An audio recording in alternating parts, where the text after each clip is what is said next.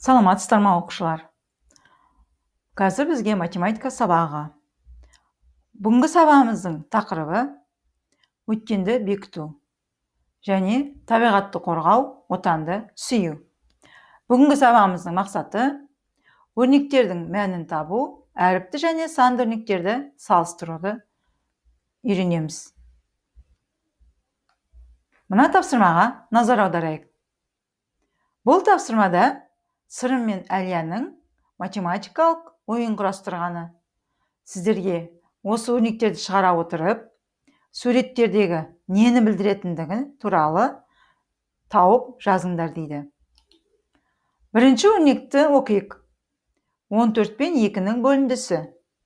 14 пен 2-нің бөліндісі 7-ге тең. Ал 7 саны бар сурет, бұл суреттің мағынасы ағашты сындырма. Сонда 14 бөлу 2 тең 7, соның қасына ағашты сындырма деп жазып қоямыз. Міне өйстіп, қалған тапсырмаларды орындаймыз және қасына қандай мағынаны білдіріп тұрғандығы туралы жазып қоямыз.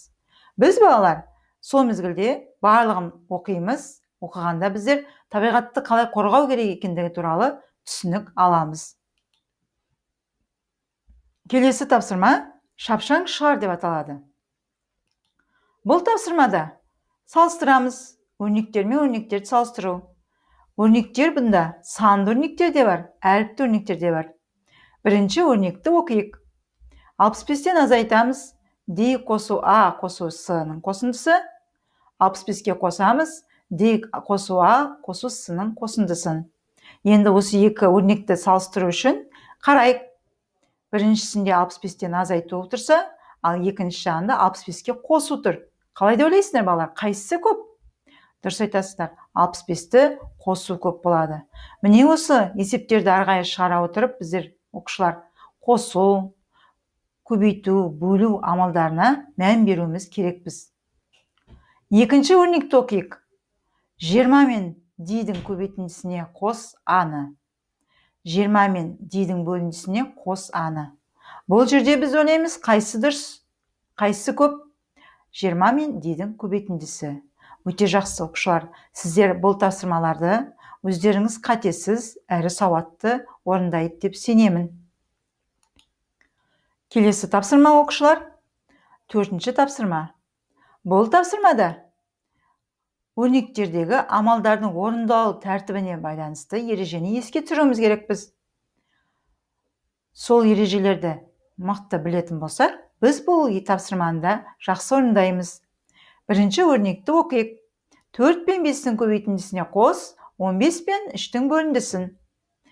Біздерде бұл жерде өрнекте қай амал бірінші орындалады? Көбейту амалы. Екінші бөлу амалы, үшінші қосу амалы.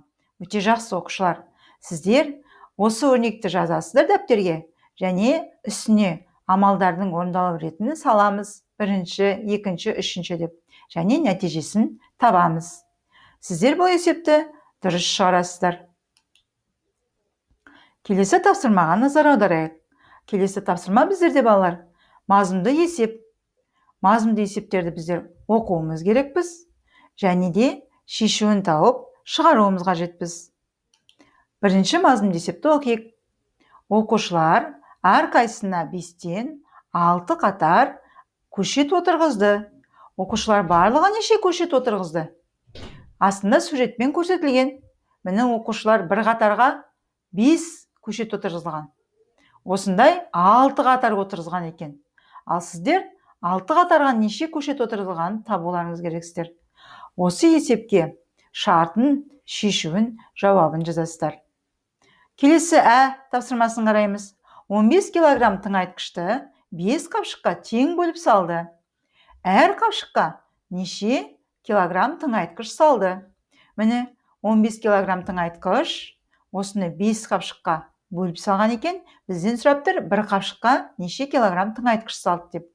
Балалар, тыңайтқыш дегеніміз өсімдіктердің өсуіне жақсы болып жеміс беруіне көмектесетін қоспа.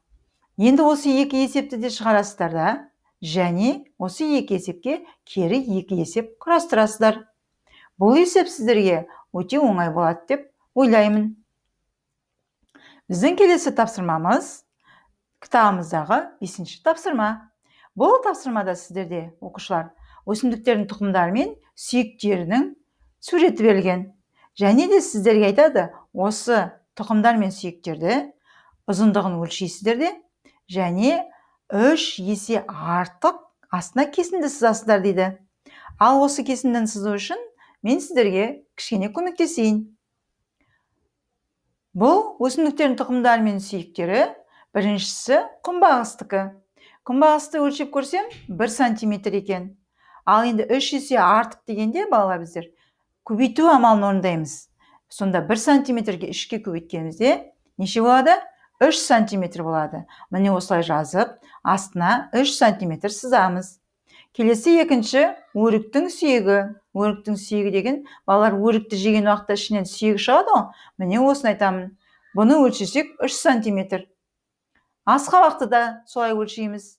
Өлшедік 2 сантиметр. Енді өрік пен асқабақты өздеріңіз 3 есе артық кесінді сызасыздар.